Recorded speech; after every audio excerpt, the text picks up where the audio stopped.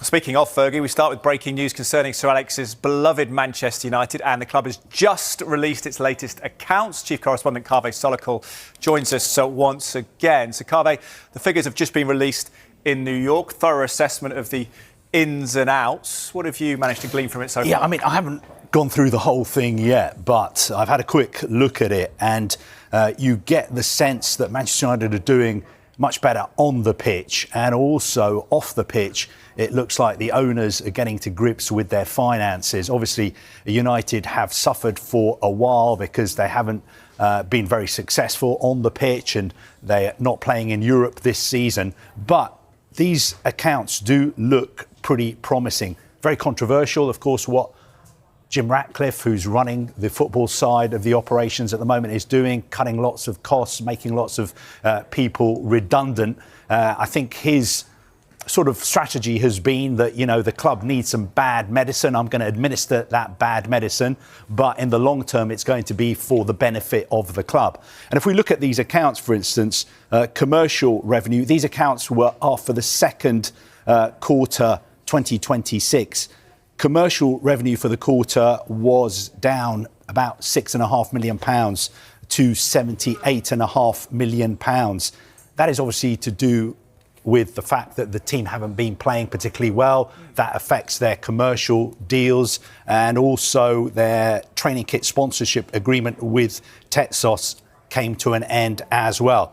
Broadcasting is pretty flat. It has increased a little bit. You would expect it, of course, to go down because they're not playing in Europe. But the fact that they're doing so much better in the Premier League, fourth at the moment, means that at the end of this season, the amount of broadcast revenue they will get will be much more than they received last season when they did so badly in the Premier League. Matchday revenue for the quarter down just about 5%. To almost £50 million. United, even though they get all these jokes and jibes about the state of Old Trafford, they still make more money match day than any other club in the Premier League. And obviously, it's down a little bit because in this quarter, they played 3 fewer games at home. When you come to the balance sheet, something I always look at in their accounts, how much money they owe. Now, their long-term debt, this is all to do with the debt that was loaded onto the club when the Glazers bought Manchester United.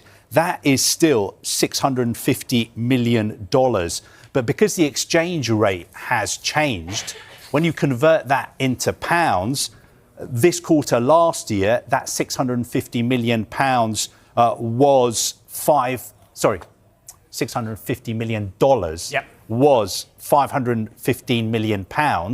Now it's down to £481 million. So that is the long-term debt.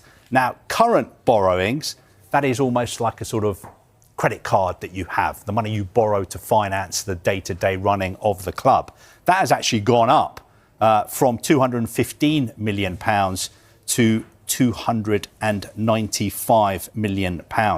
One other thing I thought in here that was interesting was in this quarter last year, under exceptional items, there was £14.5 million. That was the money that they had to pay Erik ten Hag and other football members of their football staff when they terminated their contracts. This quarter, exceptional items is down to nil at the moment. Very interesting. Yeah, I wonder what the severance for Amorim was. We'll find out later on, I suppose. Yeah, thank you very much, Kaveh Solhekol.